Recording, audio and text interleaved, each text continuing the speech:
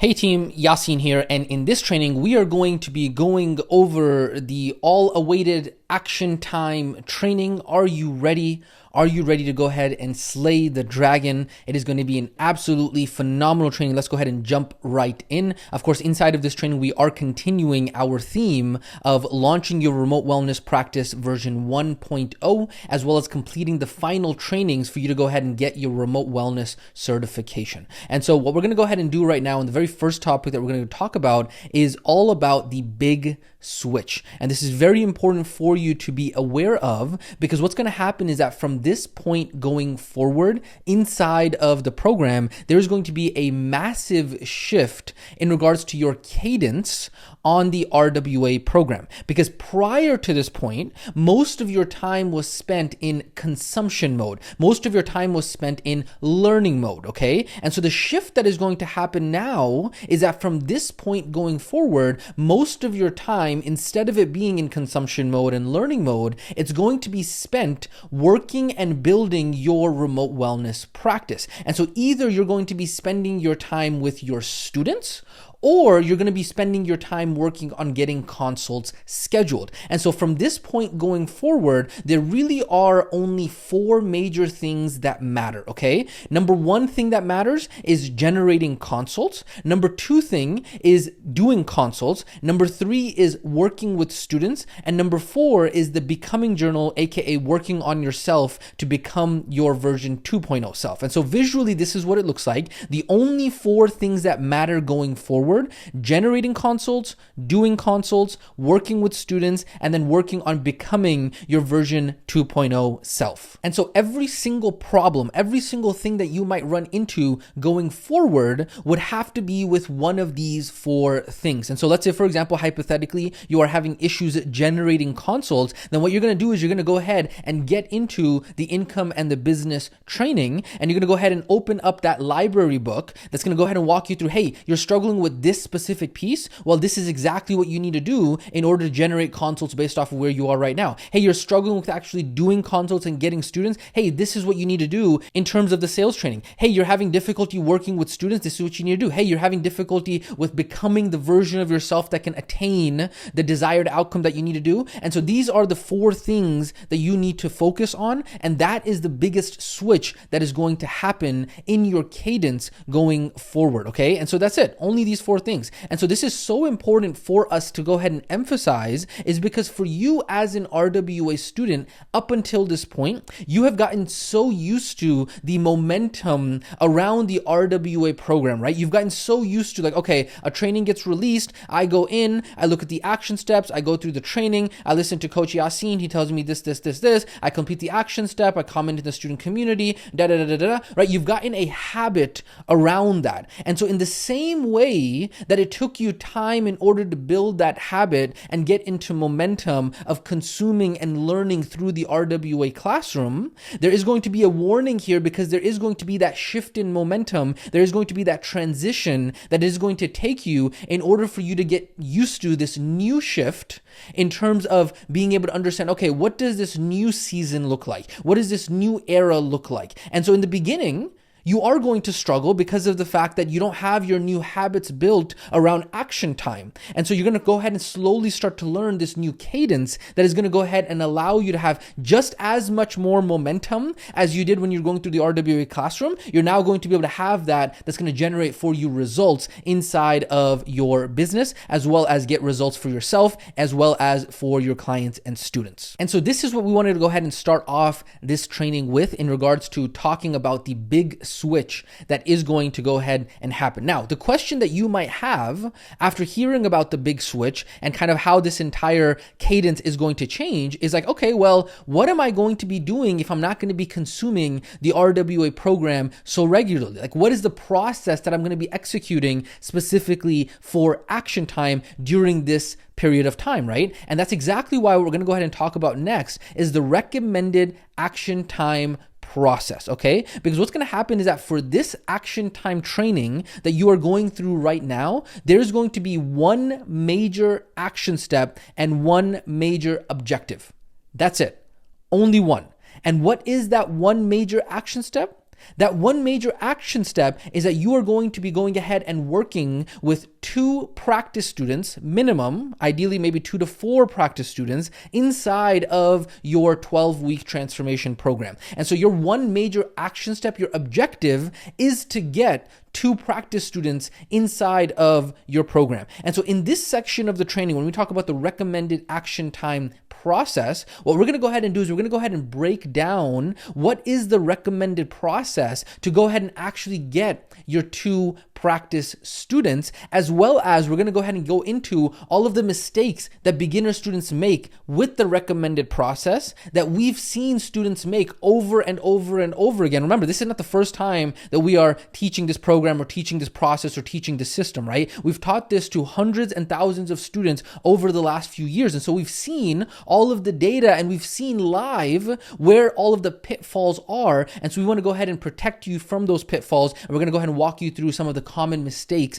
that beginner students make during the recommended process. Now, the other thing that you are going to notice here as well is that there is an asterisk here, right? In terms of what you're going to be working on during the action time phase, the action time cadence is working with 2 practice students. But the question that some students might have is that, hey, can I still grow my remote wellness practice while working with my practice clients, right? Because some students might ask, hey, I don't want to be sitting around for the next 3 months, 12 weeks while only coaching 2 practice students, right? What if I want to go ahead and get more students? What if I want to go ahead and continue building my business and my income? Do I have to wait to complete working with those 2 practice students before I can go ahead and start the income and business training? So I want to go ahead and make this very clear. Working with 2 practice students in your 12-week transformation program, that is the minimum requirement, right? This does not mean that you need to go ahead and stop growing your remote wellness practice while you are working with those 2 practice students. You absolutely can choose to continue to build your business and income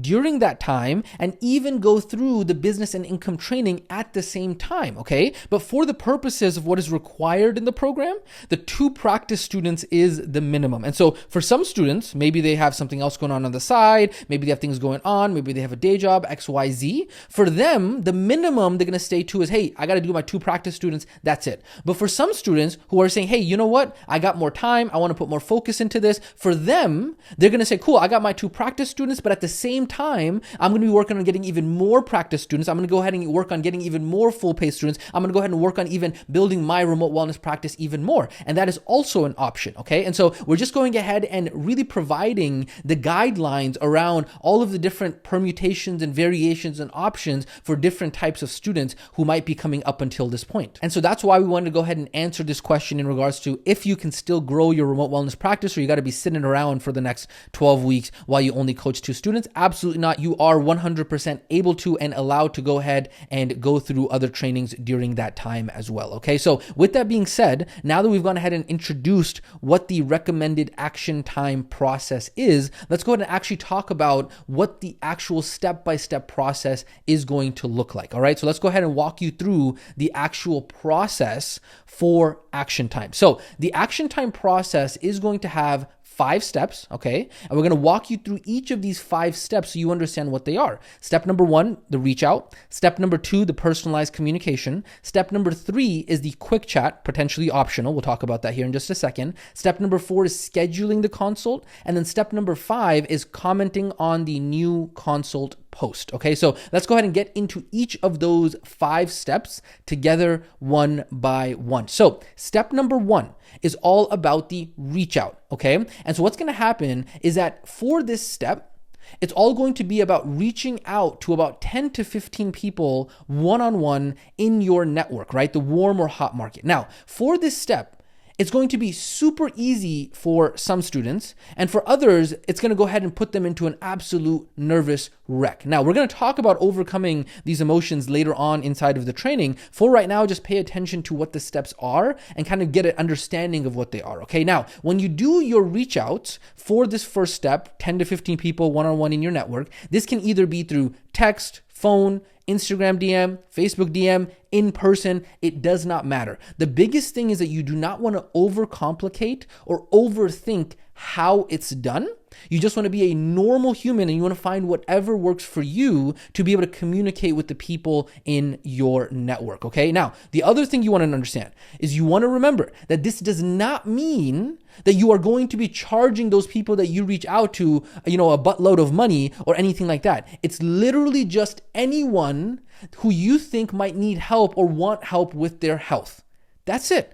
And so you don't want to shoot yourself in the foot by psyching yourself out, by overthinking and saying, oh, I'm going to have to charge this person money, and how's that going to work, and da-da-da-da-da-da. And you're getting all into your head. And then very soon you go ahead and step over that line from being a beginner to becoming a failure uniform student who prevents themselves from taking the action. Okay, so it's literally just reaching out. That's it. It's not about, hey, I got to charge these people money. I got to do this. I got to do this. I got to be scammy. I got to do... No. You're getting in your head now, okay? And so it's literally just reaching out. The other thing that beginner students sometimes get in their head about is they also might say, yeah, but you know what? I don't have that many people in my network, right? Is this how I'm going to be getting clients forever? Is this how I'm going to be getting students forever? Am I going to have to rely on my warm and hot network? Is this going to be some kind of MLM pyramid scheme that I just got to sell my friends and family? Whoa. Okay, let's slow down for a second. Let's hold our horses, and we're going to address all of this shortly, all right? And so we're going to talk also about why beginner students so often step over that line and become failure uniform students when it comes time to take action. We're going to talk about all of that, okay? But just understand right now, step number 1 is just the reach out. That's it. Simple. And so that's step number 1. And now what we're going to go ahead and do is we're going to go ahead and break down what step number 2 is. And step number 2 is the personalized communication. Let's go ahead and talk about the personalized communication. Okay, so when you are doing the reach out, you want to make sure that you are personalizing the communication. What does that mean? Here is an example of what a successful personalized communication looks like, right? Let's say, for example, you're texting somebody. So say, hey, Tina, I know it's been a while since we talked. I just wanted to reach out. I've been thinking about you. How are you? How's the family, right? And then you would wait for them to respond. You might have a little bit of a back and forth conversation going on here, just like a normal human being. And then you might book maybe something called a quick chat. We'll talk about more about what a quick chat is in just a second, but that might look something like, through text message, hey, awesome. That's so great to hear. So happy to hear that, Tony's doing great or whatever, right? And so things are well on my end as well. You send that, right? And then you have a new message right after that.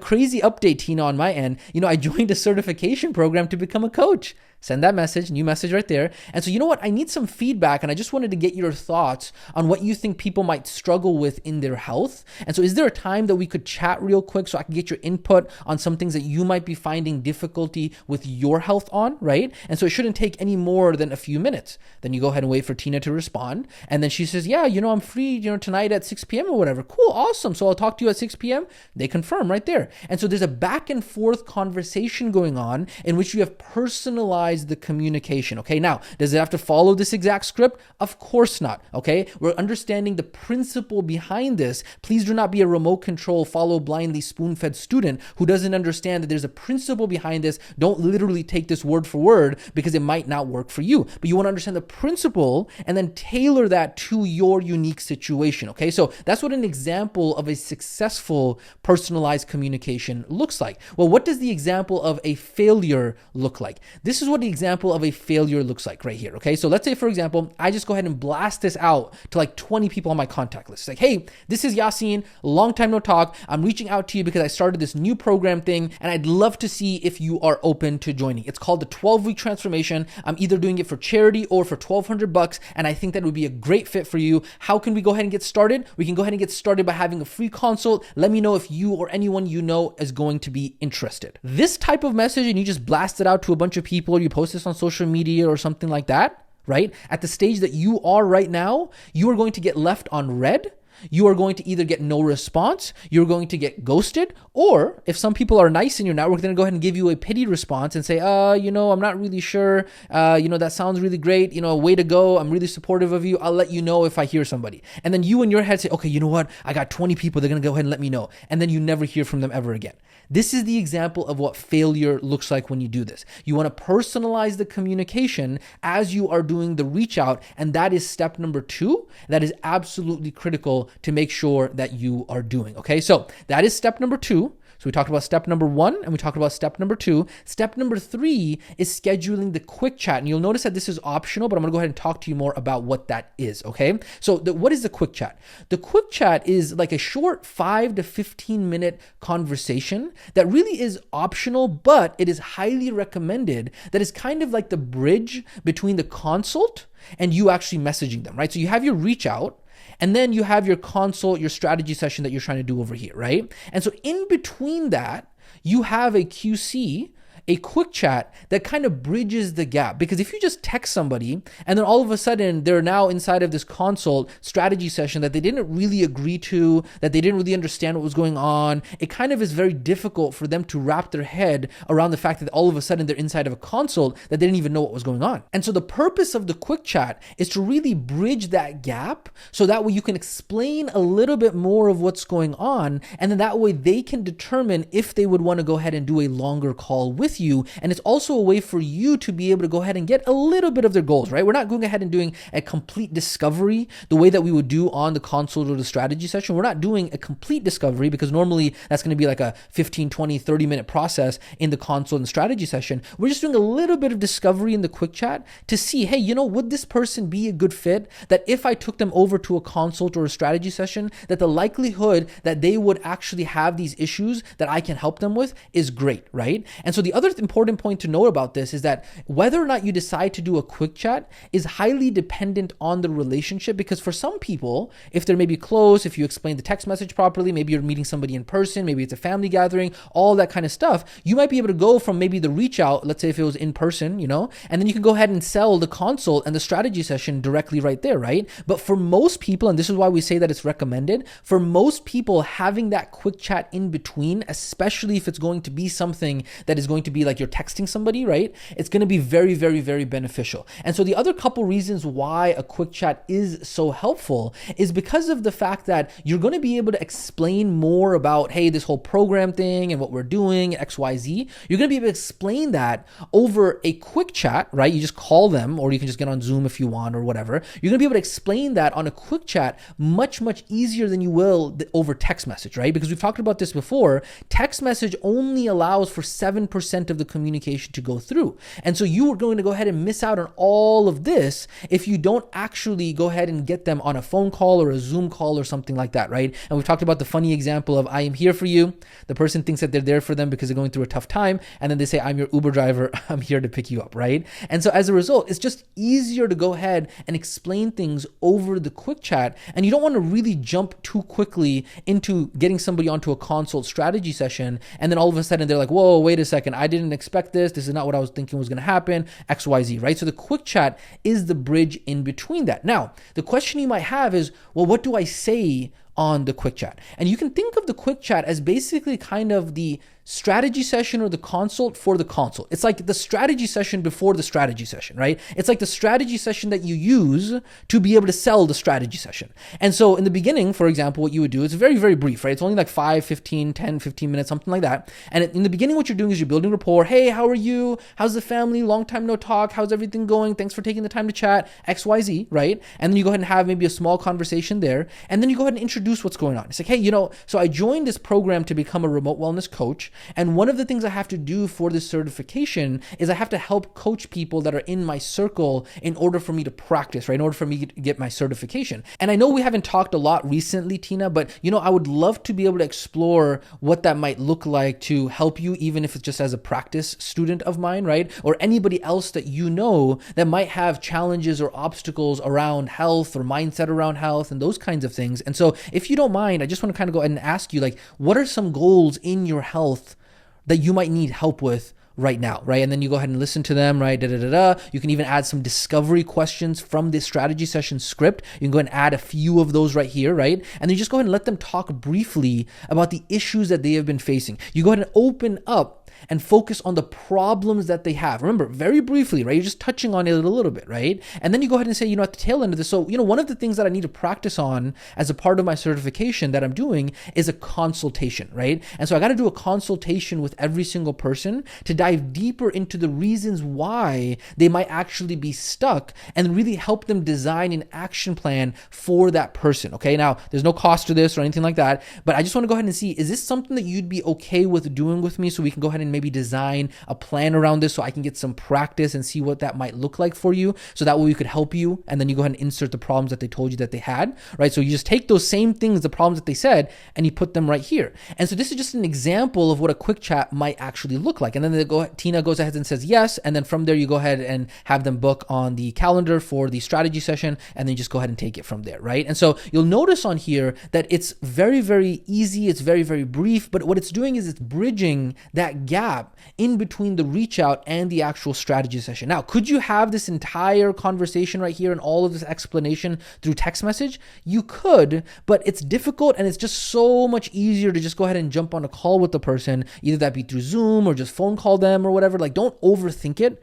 but it's just so much easier to have this conversation rather than trying to go ahead and have it through text message and you got these massive, paragraphs going back and forth. This is just so much easier to do through a quick chat. The other thing that you're going to notice about this quick chat script and framework on here is that we're not asking, hey, are you interested in the program, right? This entire process, this entire quick chat is all focused on the consult. We're not asking, hey, are you interested in the program? Is this something you want to join? No. We're not asking any of that. Why? Because here's the thing. No one is ever going to be interested in something that they don't know about, right? And so the answer to, hey, are you interested in becoming a student of my program? I have charity option, I have a full pay option, I have an LBO option, all of that kind of stuff. The answer to that question at this point in the process is always going to be no, because the person has no idea what in the world you are talking about. They haven't yet gone through the strategy session framework, okay? People don't get help with things that they are just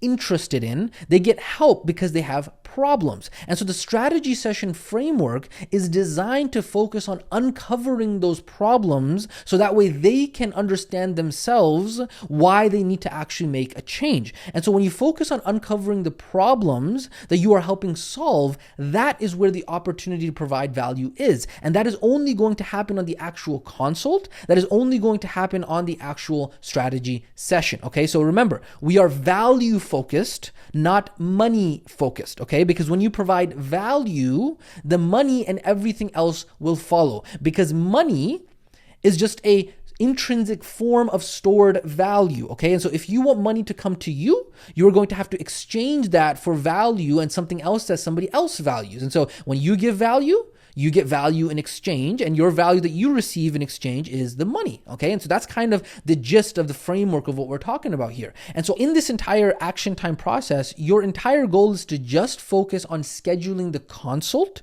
and see how things go on the consult, okay? You're not talking about the program too early. You're not talking about what the program is inside of the quick chat. None of that, okay? You're just focusing on the high level overview and you're selling the consult, okay? That's what you are focusing on, okay? You're not talking about the program too early because truthfully, you don't even know what their program is going to look like because you don't even yet have the details of their problem. And so as a result, it doesn't make sense for you to talk about the program right now. The other important piece of this entire process when we talk about the quick chat is that depending on the relationship, you might also need to throw in a couple lines in the quick chat to ease any concerns around a sale, okay? Because what might happen is that if the person that you're talking to is a little bit more cold, right? And cold not in the sense that they're mean, but more so that they don't have as much of a relationship with you, they might have fears around, hey, I'm about to get sold to, right? Like this person is telling me that they got to use me as a practice student, but in reality, they're going to go ahead and try to pitch me or sell me or something like that. And so you might want to go ahead and throw in a few lines to ease their concerns by letting them know like, hey, there is no sale here. I'm literally only doing this to go ahead and try and help. And then if there is an opportunity for me to be able to help, we can go ahead and talk about what those options are going to look like. And so honestly, most of this is going to be for learning purposes only, Tina. So please don't worry, okay? And then if there is options for you to be able to work with me, we can go ahead and talk about that. But the consult and all that kind of stuff, I'm not charging for any of that, okay? So I just want to go ahead and support you in whatever way I can. I just want to go ahead and make that clear for you right now, Tina. Does that make sense? Yes. Awesome. And so you might need to go ahead and have a few of those lines in your quick chat, so that way the person is a little bit at ease when it comes to like, oh man, this is some kind of like MLM pyramid scheme that this person is going to try to sell me in. You can go ahead and add those lines if necessary, but it may or may not apply depending on the relationship that you are talking to. Beautiful. So that is the third step of the action time process, which is all about scheduling a quick chat. Again, optional, but highly recommended. Step number 4 after that is all about really just scheduling the consult, right? So once you go through the entire quick chat and all that kind of stuff, the step is very straightforward because we've already talked about it many, many times before, right? There's the TCK calendar link. You go ahead and send them. They can pick a time on there that works for them. They're going to get inside of a workflow, all of that kind of stuff. Very, very, very straightforward. Step number 4, don't overthink it. Don't overcomplicate it. Very straightforward. Okay. And then after that, after step number 4, we have a step number 5, which is commenting on the new consult post. Okay. So what's going to happen is that inside of the action steps of this training, there's going to be a link to a completely separate student community post. Okay. So there's going to be the student community post for this specific training. And then there's going to be the student community post that is a completely separate one that is called the new consult post. Okay. Now, what is the new consult post? What's going to happen is that every single time that you book a new consult, you are going to go over to the new consult post. Remember, it's a completely separate post, and you're going to go ahead and comment on there.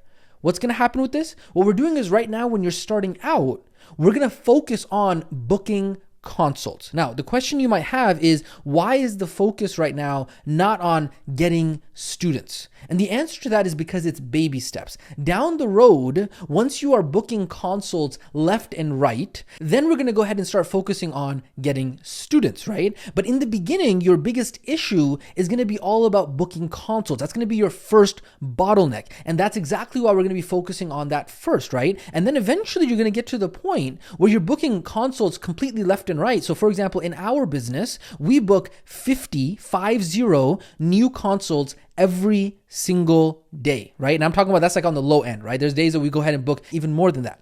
And so if that is the case, there's no point of us celebrating every single time we book a consult because we'd be having 50 celebrations every single day, right? And so what's going to happen is that later on, as you go ahead and get more advanced, it won't make sense later on to celebrate each and every single new consult because you have way too many of them to count, right? At that time, you're going to start to celebrate each and every single new student that you get because that is the next bottleneck that you have, right? Before right now, in the beginning stages, the celebration that you're going to be doing, the thing that you're going to be focusing on is going to be all around booking consults because that's the first challenge that you're going to fear. That's the thing that you're going to be afraid of. That's what you want to go ahead and overcome in the beginning. And so step number 5 of this process is that at this stage, every single time that you book that new consult, you're going to go ahead and go over to the new consult post inside of the student community, and you're going to celebrate every single consult that you book, okay? And so here's the thing about this, and there's gonna be an inbuilt accountability to this as well,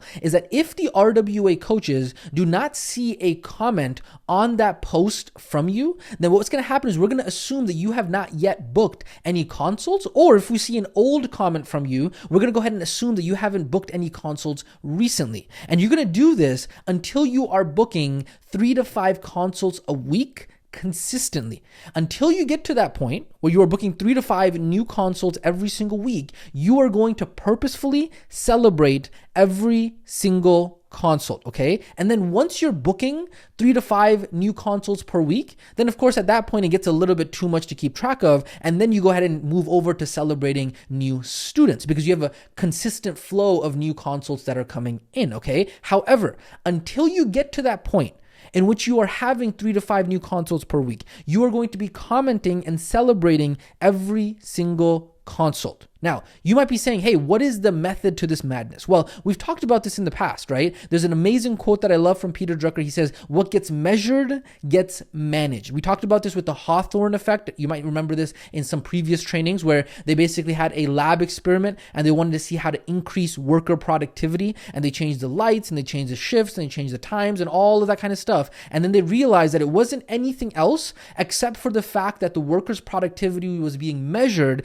and that by itself was increasing the productivity. And so whatever gets measured gets managed. This is also known as the Hawthorne effect, okay? That's the very first reason, because when you are keeping track of the consults and you are putting focus on them and you are celebrating them, then all of a sudden you're going to notice that you are getting so many more of them. The other main reason of this is that it starts the virtuous cycle of the focus, action, result cycle, because what you focus on, you will get more of, right? What you focus on influences the decisions and the actions that you take, influences what experience and results that you get, which then further goes ahead and implements what you actually focus on. And so what we're doing is by commenting and celebrating and taking note of every single time you book a consult, and you're doing this publicly, right? You're going to get reactions from this. You're going to go ahead and get reactions from other students. What's going to happen is that you're naturally priming your reticular activating system, our old friend, right? We've talked about this many times in the past, the same part of your brain that notices the red car when you're thinking of buying a red car, right? And so in the same way, you're priming your RAS. This is how you hack your brain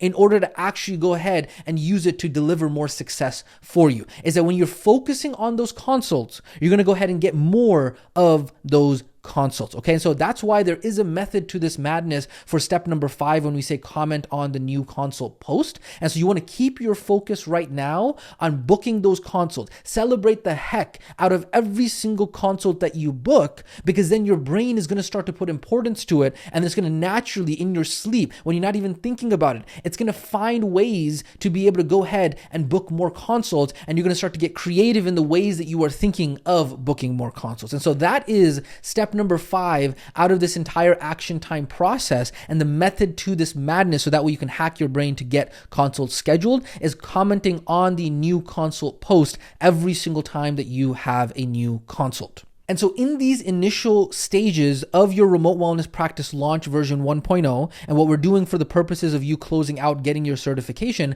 these are the 5 steps that you are going to be following. Okay, remember, this is just version 1.0 launch. This is not how you're going to be doing it for the rest of your life. We're going to address some of those concerns and mistakes that beginner students make in just a second. But remember, step number 1 is the reach out. Step number 2 is personalized communication. Step number 3, quick chat, schedule the consult, and then comment on the new consult post. Okay, now the question you might have is, why are we doing these steps like this? And the answer to that question is because you're building your confidence. Okay, because first, what's happening in this action time process for your version 1.0 launch is what's happening is that you're practicing with your hot and warm network, right? Close friends, family, that kind of stuff. And then you're reaching out to those people who are a little bit more colder, right? People that are in your network, but they're not like immediate. They're not people who you can literally just call up, and just like, and randomly just call them up, right? Maybe they're people that you have to DM, people that you have to text, people that you might have to go out of your way in order to be able to meet them, right? They're a little bit colder, but they're still in your warm network. And then as you're getting this practice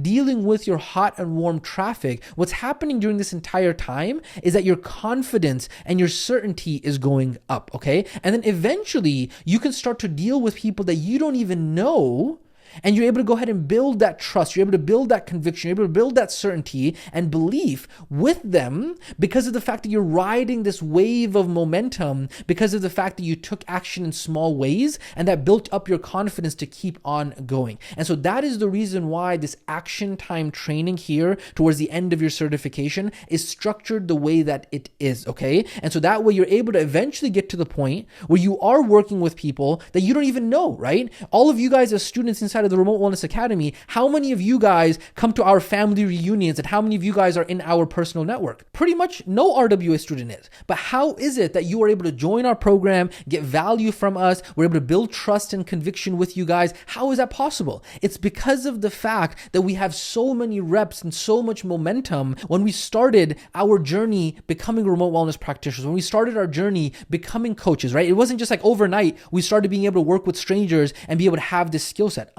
It started because we started off small, and all big things start off small. And so we started, working with maybe close friends and family, right? I remember my first client was my mom. She was dealing with some health issues. I said, hey, mom, I went ahead and learned some stuff. Let me go ahead and try to help you with this. And then slowly my confidence built. Slowly I went ahead and started helping friends. Slowly I started going and expanding.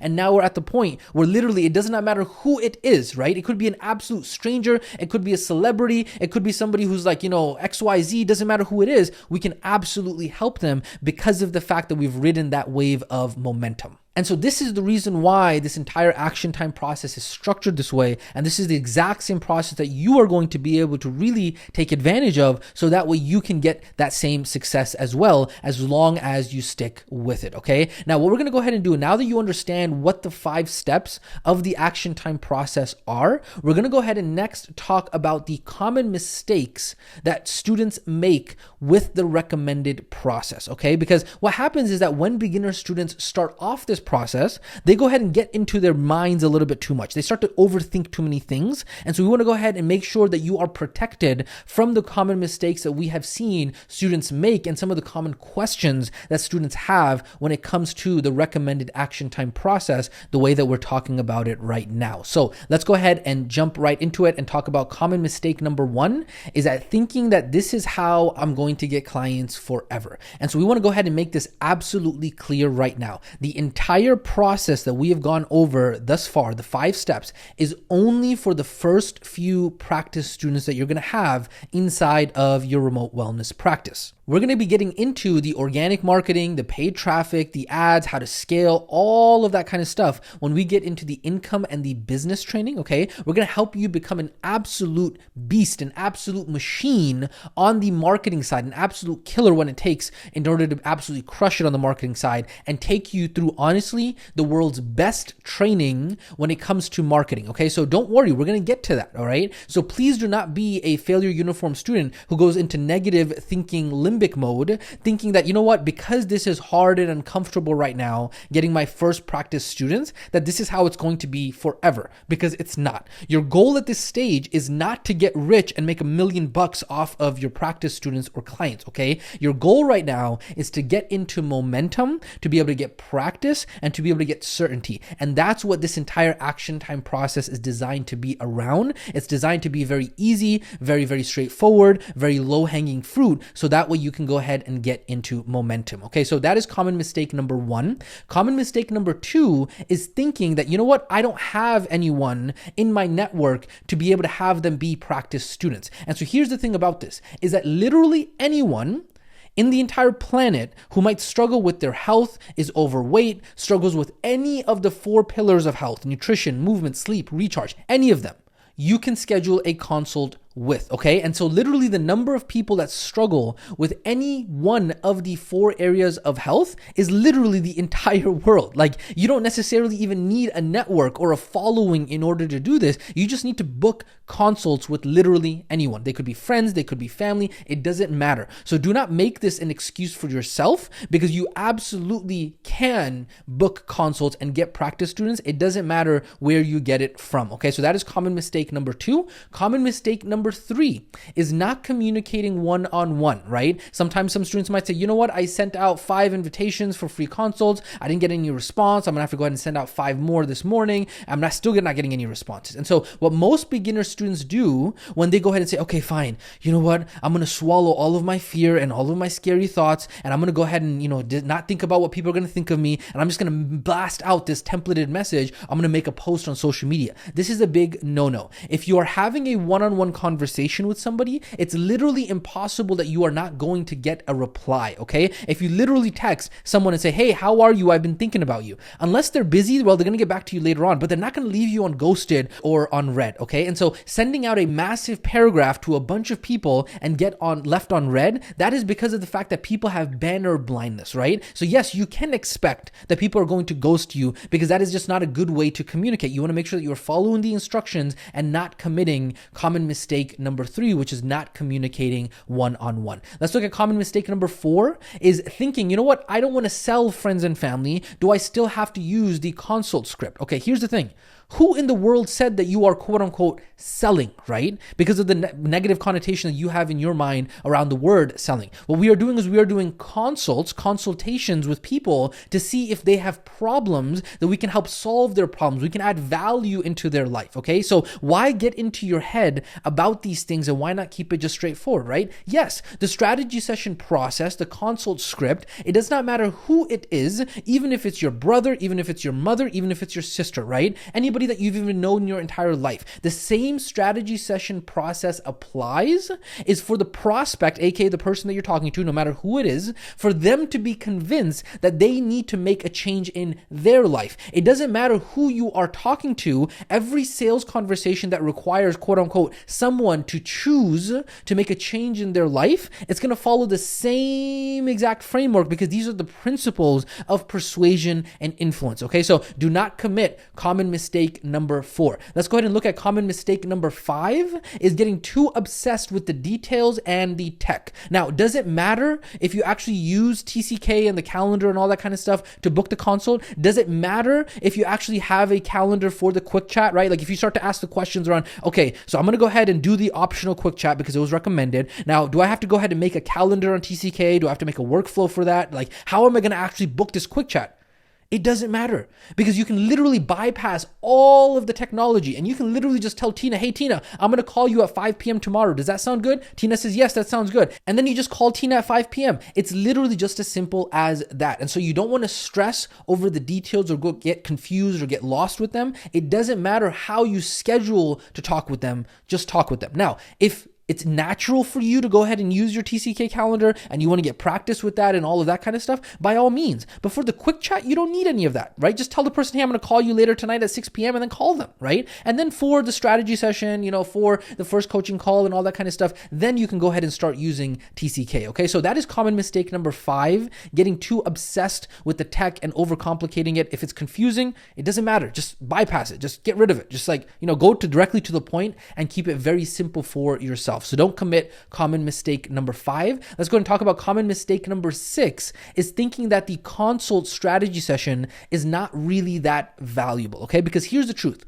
Most people have no idea what their problem is, and they have never taken the time to actually talk to anybody else out loud about their health challenges or their goals, okay? Think about this. Therapists get paid hundreds of dollars an hour to ask questions and listen to people, okay? You literally have to pay a copay to the doctor's office in order to be able to get a consult and then get a prescription from your doctor. Depending on your insurance plan, that could be hundreds of dollars for a copay potentially, right? And so in your consult, you're literally giving them an idea of a game plan. You're literally walking them through their process and talking to them about their goals, right? And you're doing all of that for free. How is that not valuable? Of course it is, right? And so most of the people that you're going to be talking to, their spouses don't even stay quiet long enough to listen to them as much as you are going to, okay? And so just by asking specific questions inside of the strategy session script, right, inside of the consult, if you do it properly, it is going to go ahead and bring to the surface the goals of that person and the things that they struggle with. And the aha realization is that they're going to go ahead and understand, wow, this is how much pain I'm in if I don't go ahead and make a change, right? You're going to go ahead and bring to the surface how important it is for them to actually make a change. And when you actually do that, that change motivation that they have is going to be more worth to them than you could ever imagine, okay? And then guess what? You're then going to go ahead and, if they're a good fit, talk to them about the program and why they've been failing so much and why other programs don't work. All of the stuff that's inside of the strategy session framework, all of that is going to make sense to the prospect. And so yes, the consult, the strategy session is absolutely valuable in and of itself, and you need to internalize that. You need to believe that. You need to have conviction on that. You need to have certainty around that. So that way, when you're actually talking to people to get the consult booked with them, people don't want to just spend an hour of their life as for something that doesn't mean anything. But when you have the conviction that the consult in and of itself is so valuable that it's worth for people to take an hour of their time to actually go through the consult, that is when you're going to have so many consults being booked, because you understand that there's an inherent value in the consult in and of itself. That is common mistake number 6 that you want to make sure that you do not commit, is not thinking that the consult strategy session is valuable, because it absolutely is. Let's go and talk about common mistake number 7, is talking about the program too early, okay? Because in the initial stages, when you are actually reaching out to the person, right, you may be booking the quick chat, all of that kind of stuff, your entire goal is really only to get them onto the consult. And then guess what? Even in the consult, when you're going over the rapport, the discovery, you're going over the commitments, you're talking about Hawaii, you're talking about the vacation, you're selling the vacation, not the plane flight, you're going through all of that. Nowhere in this entire process are you talking about the program, okay? When you are doing the reach out and the quick chat, you're just talking about the consult. consult, right? You're talking about their problems. You're talking about the things that they're struggling with. Even in the consult in and of itself, you're not talking about the program until the very end. And so this is common mistake number 7, is that all of a sudden, I don't know why, but beginner students get either maybe excited or nervous or scared, and they all of a sudden start talking about the program and all of that kind of stuff, okay? Your goal is not to talk about your program, because quite frankly, in this entire process that's going on here, you don't even know what the program is yet, because you don't even know what program is going to suit the person that you are talking to, okay? And so thinking, oh, you know what? I don't think this person is going to be interested in the program. I talked to this person a little bit. I don't think they're going to be interested in all of this, right? And so I'm going to say this many times, okay? Is that when you are having the one-on-one messaging conversation to get your consult scheduled, you should not be talking about the program. The only thing that you are doing in the beginning of your interaction with them is selling them on how awesome the consult is, not the program, okay? The only time that you're even talking about the program is at the pitch, is at the explanation at the very end of the consult. And even then, that is only if the person is a good fit. Before that, right? They should not know anything about the program, right? They know nothing about the pricing. They don't know how it's structured, any of that, okay? All you're doing is you're focusing on their results. You're focusing on what they want. You're focusing on their transformation. You're focusing on their problems, okay? You don't even talk about the solution, because quite frankly, you don't even know what solution is going to be best for them, because you don't even know their problems yet. And so this is basically the frame that you're functioning within. It's like, hey, how about we schedule a time to chat, so that way we can talk more about your goals to see if we can help you get to where it is that you want to go. Does that sound good? That's the frame. Nowhere in there does it say, hey, would you be interested in the program? What are you talking about? There is no program right now. It's just goals, problems, and focusing on them. And so that is common mistake number 7, is talking about the program too early. Don't talk about the program. Don't talk about the pricing. Don't talk about the details of it, because you don't even know what the problems of this person are, okay? So just schedule the dang appointment, just schedule the consult, and keep that your major focus. That is it, okay? So that is common mistake number 7. After that, we're going to go ahead and talk about common mistake number 8, which is prescription without diagnosis is malpractice, okay? For medical doctors, if they prescribe someone something without actually asking questions and knowing what the patient needs, in the medical field, this is called illegal malpractice, okay? And so we're going to go ahead and apply this rule for you as well, is that you must tailor the program to the needs of the person that you are talking to on what they tell you that they need. You cannot create a program without first hearing what it is that they need, because you have nothing to sell until they tell you what they need help with. Period. Okay? Forget about your transformation program. All of this that's going on here, while you're going through this entire process, forget about your transformation program. Keep the focus on them. What are the problems that you're dealing with? What are the issues that you have? Why do you think you haven't been able to be successful with this? What have you tried in the past, right? You want to make sure that you are actually going through the entire diagnostic process, okay? This is how the strategy session consult framework is a principle in business. If you cannot get anyone to admit that they have a problem, they are not going to listen. It doesn't matter who it is. It could be your brother, it could be your mother, it could be your sister. It's a principle in life and persuasion. It could even be your kids. It doesn't matter. These are the principles of persuasion that have been put into a framework that is the strategy session consult framework, okay? And you will be absolutely surprised when you actually do the strategy session framework and get the person that you're talking to open up. Once you get them to talk about their goals, right? What happened in the past? Why didn't it work? Where do they want to go? You're going to be surprised at how many people want to make the changes.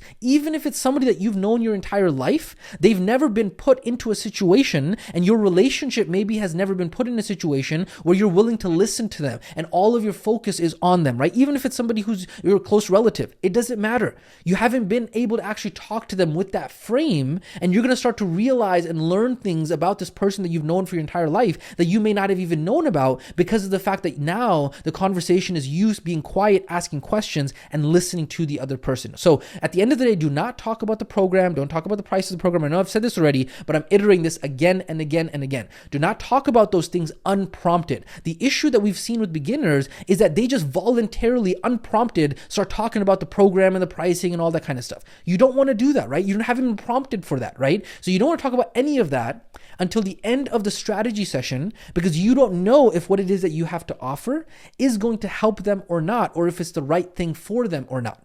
If you do so, well, that's just illegal malpractice because you haven't even diagnosed them properly. So don't do it unprompted. It's very, very, very important to understand, and don't commit this common mistake. After that, we have common mistake number 9, which is not focusing on the first couple students that you have and not focusing on their results. Even if your first practice students or clients are someone that you already know, okay? What you want to do is you want to work like hell to make sure that you get them awesome results. Why?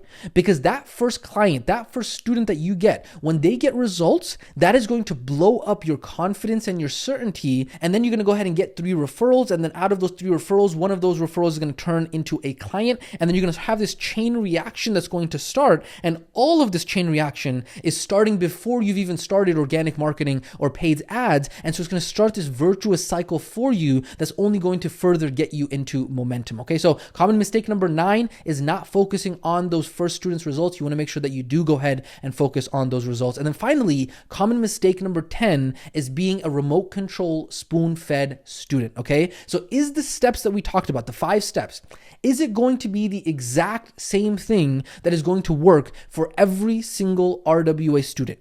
The answer to that question is no, no, no. Of course it's not. Every student situation is going to be different, right? Who's the only person in the entire world who's going to know how to tweak the 5 steps of the recommended process to your unique situation? You are. And so your job is to understand the point, the principle, the objective, the mission behind the steps, and then adjust it. So please do not be a remote control student who expects to be spoon-fed and follow blindly, right? We're giving you the launch pad for you to be able to think, not to memorize and regurgitate a process and say, oh, it didn't work for me. I don't know what's going to happen. Boo-hoo, gloom and doom, and everything's going to end from there. No, you want to make sure you understand the process, think, use your muscle of resourcefulness, jump on coaching calls and office hours, and really stick with it until you can crack it. So that is common mistake number 10, is being a remote control spoon-fed student, and the reason why so many students are unable to actually be successful with the recommended process. Okay, so now that we've actually gone ahead and talked about the top 10 mistakes that students and beginner students make with the recommended process, we're now actually going to go ahead and talk about the very next piece of this entire training, which is the top 8 things that failure uniform students do, okay? Because now that we've talked about this, and now that you have an understanding of the action time process, and now you have an understanding of the big shift that is going to be happening, what's going to happen is that we need to go ahead and talk about the biggest reasons why students fail when it comes to action time as a whole inside of this training. Now, you might ask the question, well, we just went ahead and talked about the biggest mistakes that beginners make with the action time process. Why is it important to talk about the top things that failure uniform students do when it comes to this part of the program? And the answer to that question, the reason why it's so important to understand what we're going to talk about next, is because at this stage in the program, you have done a lot of action steps, you've done a lot of action items, you've done worksheets, you've done activity, you've done practice calls, you've commented in the student community, all of that great stuff, right? But now what's going to happen is that, as you know, because of the big switch, from this point going forward, it's going to be time to apply all of that to the real world. And so this is where too many students put on the failure uniform and cross that line into becoming failure uniform students. Why? Because they simply get so paralyzed, even though they know what it is that they need to do, they just can't actually do it. And why does this happen? The reason why this happens is because, unfortunately, the way that the school and traditional education systems are set up is that they teach their students in a bubble without any real world action or real world consequences. And so as a result, because the school system isn't designed to create real world results, and because so many students are coming out from that broken traditional education system, they start to get paralyzed, right? Because the traditional education system was designed to actually create remote control students who follow blindly and expect to be spoon-fed, right? And this is exactly the reason why the traditional education system is declining so sharply, and alternative education systems like Remote Wellness Academy and the program that we've designed is becoming the forefront of the way that education is going to be. Because it's simply the truth. This is the way that the traditional education system is broken. And so as a result, students in that traditional education world, they never really have to deal with analysis paralysis or getting stuck not being able to take action, because they just keep on learning and learning and learning and they think that the learning and the textbooks and the tests and the academics and all that kind of stuff, that is going to solve their problems. They think that if they go from certification to certification, from degree to degree, that they think more learning is going to solve their problem and get them actual results, right? When in reality, the only thing that is going to ease that terrible, dark, painful agony of not actually getting real world results that sits in the pit of students' stomachs is going to be one thing and one thing only, which is doing the dang work, action.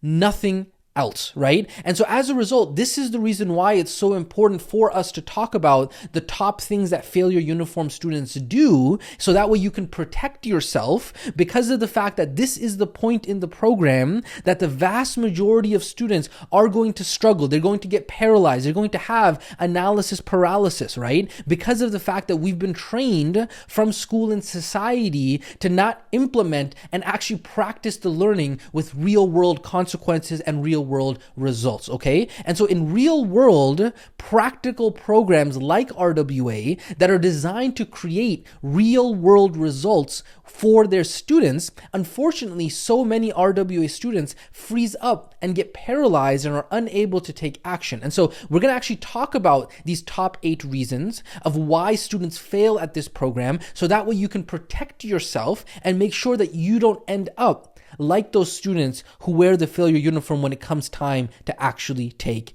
action. And so let's go ahead and do that now. Let's go ahead and go through each of the top 8 reasons why students fail at this point in the program, so that way you can protect yourself. Let's go ahead and talk about failure reason number 1 is not putting in the dang work, okay? This is the number 1 reason why students fail, and the number 1 reason why students become failure uniform students, because the truth is that unfortunately, most people in general in society never try or really never actually put in any effort. Literally, the only difference between success and failure is that people who are successful, the people that you look up to, the people that inspire you, they simply do not give up. The amount of times that you are willing to try is directly connected to the amount of success that you are going to get. And so you just have to repeat to yourself, if I don't stop trying, I will eventually succeed, even if it takes time. You must push through that valley of despair that we've talked about so many times before, when you talk about skill acquisition and how you start off not knowing how terrible you're going to be, and then the knowledge that you acquire uncovers, right? It uncovers your deficiencies. And that's how you'll be able to get into the point of conscious incompetence. You become aware of how you are not that great at this new thing. And then all of a sudden, that is the valley of despair that you've entered. And so unless you push through with repetition and keep on pushing through, you will never be able to get over that. And so that is failure reason number 1, is not putting in the dang work from the very beginning, is the number 1 reason why students actually fail, okay? Let's talk about failure reason number 2, is waiting to be spoon-fed. This is another big reason why students become failure uniform students, is because they just wait to be spoon-fed, right? They're not developing their own resourcefulness. Obviously, this is a recurring theme that you have noticed throughout the entire program that you probably have memorized by now, is that education is not the learning of facts, but the training of the mind to think. This is the second big reason why failure uniform students fail to get results. And so let me go ahead and make this absolutely clear right now.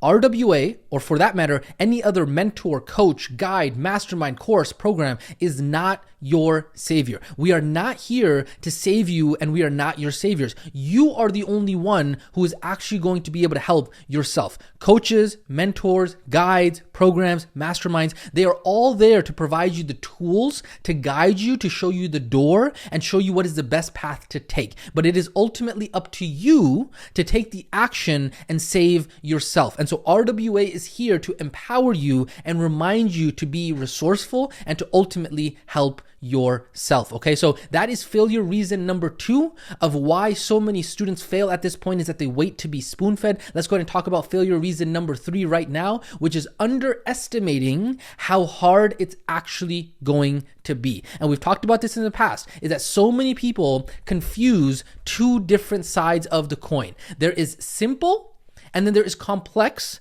and then there is easy, and then there is hard. So many people think, oh, it's simple, so therefore it must be easy.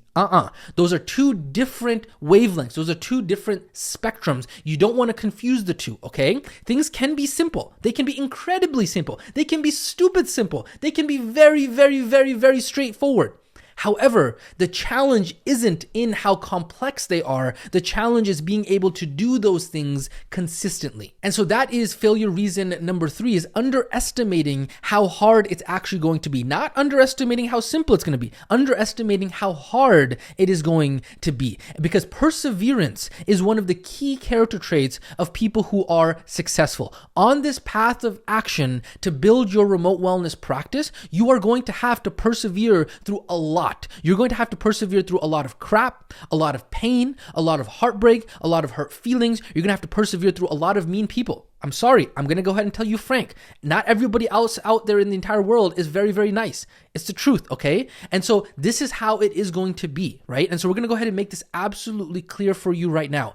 Expect the climb of building your remote wellness practice to be hard. Expect it to be difficult, but also expect it to absolutely be worth it. And the reason why we are being so upfront and straightforward with you is because, unfortunately, most people in the guru space, the make money online space, the, hey, everything can be nice and roses and rainbows and all this kind of stuff. They're afraid to tell the truth because they're afraid that people are not going to want to buy from them. They're afraid that all of a sudden they don't want to tell people that it's going to be hard, okay? And so we are not going to sugarcoat this for you. It is going to be hard.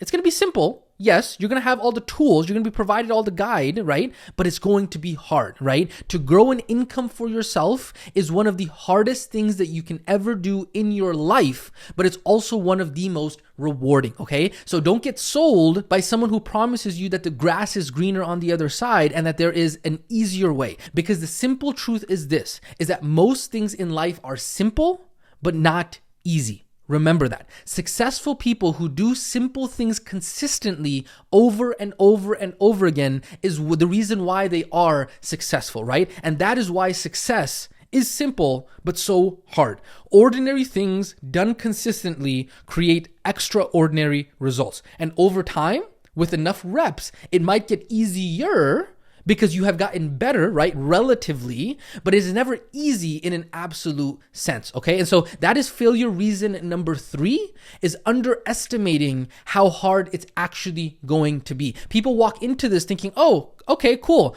The path has been illuminated for me as a result of this program. I can see that it's so simple, so therefore it must also be very easy. Do not underestimate how hard it's going to be, because I'm telling you right now, it is going to be extremely hard, okay? That is the third reason why so many students fail. Let's go ahead and talk next about failure reason number 4, is being afraid of failure. And so here's my question to you, right? How do you frame failure? What are your beliefs around failure? What do you think failure means, right? What is the meaning of failure in your mind? What is the story that you tell yourself about failure, right? We've talked about this in the past when we talked about reframing, is that there are circumstances, there are events, there are concepts, ideas, right? There is that right there. And then from there, your mind actually creates a frame in order to actually create meaning. It's a story that you tell yourself. And then as a result, there's an action, a feeling, or a behavior, a response that happens as a result of that meaning, right? We've given many examples of that inside of the actual training. And so the question is this: when it comes to the circumstance, the idea, the concept of failure, what is the story that you tell yourself when it comes to the idea of failure? When you are actually failing, right? When you are struggling, when things are difficult for you, what is the story and the meaning that you are putting to that circumstance, okay? And so this is the fourth reason why so many students fail, is because of the fact that they are afraid of failure, right? Most failure uniform students struggle because they are so afraid and scared to take action because they're so scared to fail. The story that they tell themselves about failure is a horror story. And it's sad because this is unfortunately what it is being taught inside of the employee factory of school, that failure is bad, right? All of a sudden, when you get a D or an F on your test, what do you hear? Hey, you failed. There are no repeats for that test, right? And unfortunately, this is another reason why school in the traditional education system has trained people to not actually succeed in the real world with real world results. Because if you look at how the real world works, in reality, the truth is that sometimes in life, you win and sometimes you lose, right? And if you lose, guess what? In life, you just try again. Failure is not failure the way that school has taught us. Failure is actually just learning. Losing does not mean that you are a loser. Failure does not mean that you are a failure. It just means that you tried. It didn't work. You didn't get it right. And so what you do is you learn and you get better. So of course you're going to fail. It's a part of the game of life. Of course you're going to be failing. Even sometime today, you're probably going to fail. Guess what? It's a part of doing something new every single day that you haven't done before, right? And so when you're doing something new, you're always going to be failing. And so how you frame failure, the story that you tell yourself about failure, the meaning that you ascribe to the concept of failure means everything when it comes to learning something new. Because if you're going to be learning something new, and as a result, in order to learn something new, you must fail, but you say, no, I will not fail. I cannot fail. Failing is unacceptable for me. If I fail, I'm going to be so psyched out and freaked out and scared. Well, guess what? There's not going to be that many times that you're going to be willing to be able to try something new. And so as a result, you're not going to be able to actually make forward progress, right? And so when you're doing something new, you're going to always be failing. Stop beating yourself up about it. You're not alone if you are beating yourself up about it and asking yourself, hey, why is this always happening to me? This happens to all of us. But instead, what you need to do is you need to reframe the story that you tell yourself about failure. You need to reframe those thoughts that you have about failure, okay? This is the only way that you as a student are going to be successful in the real world with real world results. You're going to have to reprogram your mind to break free of all of the things that school has taught you about failure and what failure means and the emotions and the thoughts around that, okay? You will need to learn that you will have to fail forward and make mistakes over and over again. Literally everyone that you look up to in any area of life is standing on a pile of their mistakes and their failures. That is how they achieved what it is that you are so inspired by. And so if you want to be able to become someone like that, you are going to have to embrace all of the failure and all of the mistakes. And guess what? You just get back up and you learn from it and you just do it again and again and again. And so that is failure reason number 4, because of the fact that students are so dang afraid of failure that they cause themselves to be failure uniform students. So make sure that you do not end up being like that, okay? Let's go ahead and talk about failure reason number 5 is not focusing on becoming. Failure uniform students obsess over the how and the having and the doing without first looking at their being. We have talked about this in the past and the misdirected focus for transformation, because the question in the start is not what do I need to do in order to get 2 to 4 practice students, okay? Don't get stuck doing that, okay? The question is, who is it that I need to become in order to get 2 to 4 practice students? It's about getting obsessed, not over the how, but getting obsessed over the who. Because when you get obsessed over the who, the actual path is going to reveal itself. When you get obsessed over who it is that I need to become, and you get obsessed with the massive action in order to become that person, the clouds around the concept of how, when, and where, they are automatically going to reveal themselves. So remember, don't worry worry about the how. Focus your attention on the immediate next step and your North Stars. Focus on stacking the rocks on your version 2.0 identity, your belief, through massive action, and the how will take care of itself. You become by doing. Identity becoming. Do the dang work, no excuses. Use the tools that you have at your disposal that you teach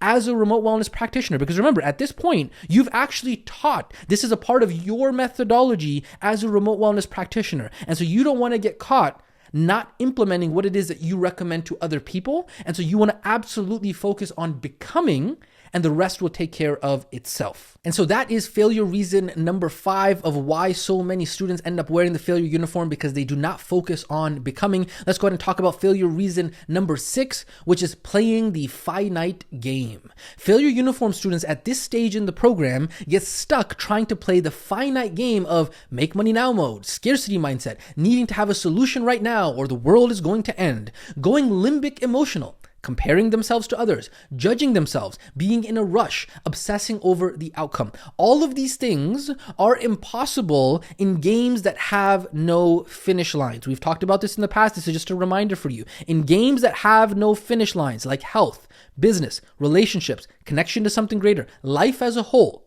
all of this occurs because of the fact that failure uniform students forget the game that they are playing, right? They are trying to play the infinite game of wealth as a finite player because they are trying to win the game, okay? And what ends up happening is that this only leads to frustration and they quit, okay? And the reason why is because this is a game that is never ending. You cannot win this game of trying to win at life, right? It's not a comparison game. It's not something that you can win. And so this is why the difficulties in life are not the problems in and of themselves, but often what we expect things to be like, right? We expect things to be like a finite game. I just want to win health so that way I never have to think about health ever again. I just want to win wealth so I never have to think about that ever again. I just want to win my relationship so I never have to think about it ever again. It doesn't work that way, right? Versus when you switch your mind and understand the game that you are playing of life is an infinite game, 90% of all of your problems just disappear. Because the beauty of life is that there is always going to be a struggle, right? Life is 50-50. And so the things that make life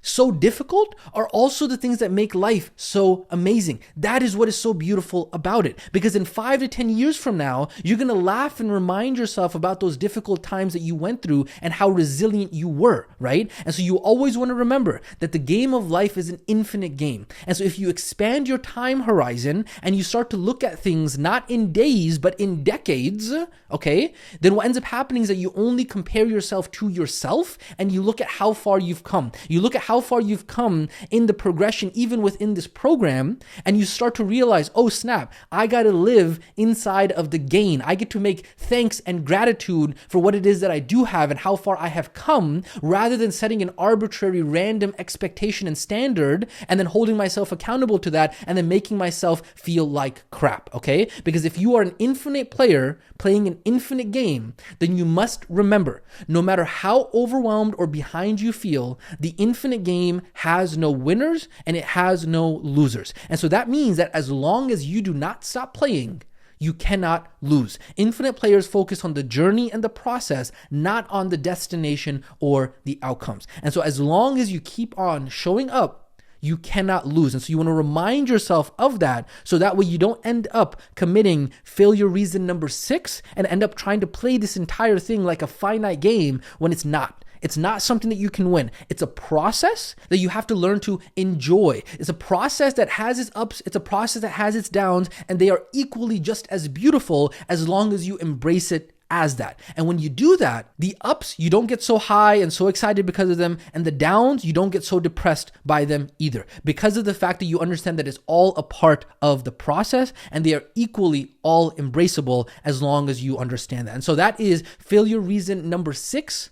that so many students end up committing, which is playing the finite game. You want to make sure that you do not do that. Failure reason number 7. This is a big one. Distraction and procrastination, and why so many students fail at this point. And honestly, failure reason number 7, distraction and procrastination, could possibly be even a contender for the number 1 position of why people are unable to put in the dang work. Because right now, at this stage in your journey, your only focus is to get $1 from somebody else's bank account, maybe a stranger, into yours, right? We talked about the 4 things that matter: generating consults, doing consults, working with students, and focusing on becoming, right? That's it. And so you're going to be focusing on your practice students right now. It's such a small accomplishment when you all of a sudden get $1 from somebody else's bank account into yours. But then when you do that, the path to the second dollar shows itself, and then all of a sudden, all of the next dollars line up like dominoes for you to be able to knock over, right? But guess what?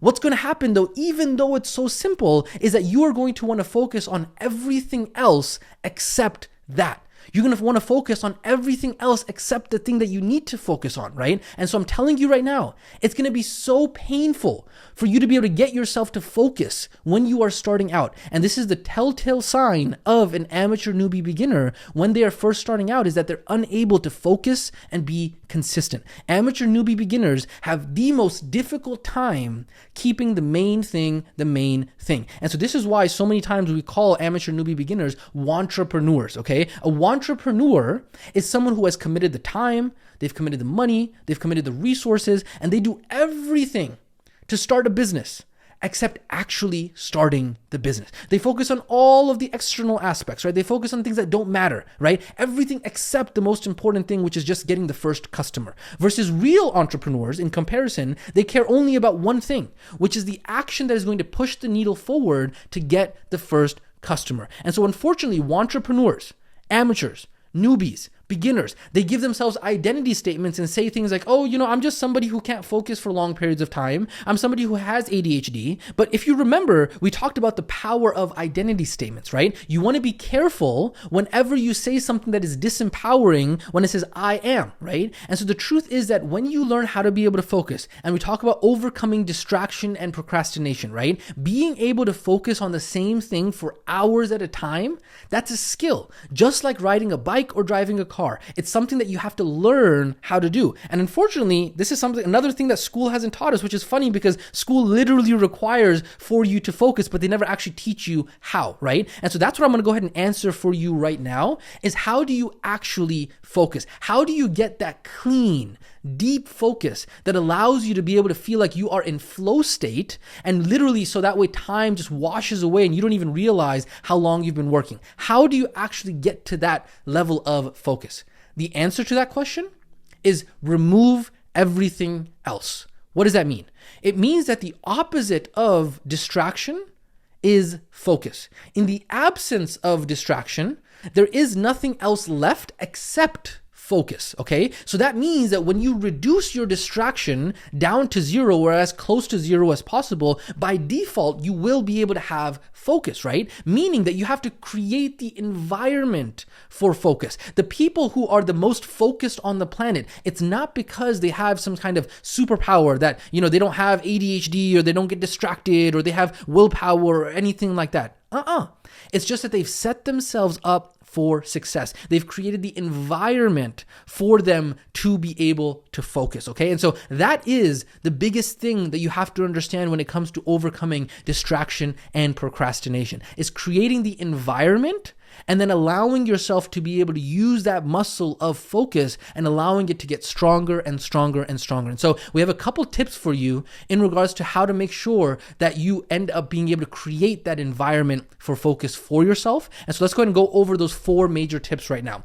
Tip number 1 is turning off your phone or putting your phone outside of the room, okay? Because the single most disruptive, distraction-filled object in your entire life is your phone or anything literally that's connected to the internet, okay? And so getting rid of it, if you're trying to create an environment of focus, is your number 1 priority. And so I'm telling you right now, this is absolutely the number one game changer, because when you do this, your entire life will change and all of a sudden you will be in flow state. And so for me, what I do is I literally have an old phone, I call it the Smart Tool, that has no connection, okay, no internet connection. And I just keep that with me for all the things that I need to do, like timers and all that kind of stuff. And then I have my smartphone that literally everybody has the connection to, and I leave that in a different room. And then on top of that, we talked about a lot of other tools related to this inside of the recharge training that you can check out as well. Okay, so that is the first major tip in regards to creating an environment of focus, so that way you can overcome distraction and procrastination.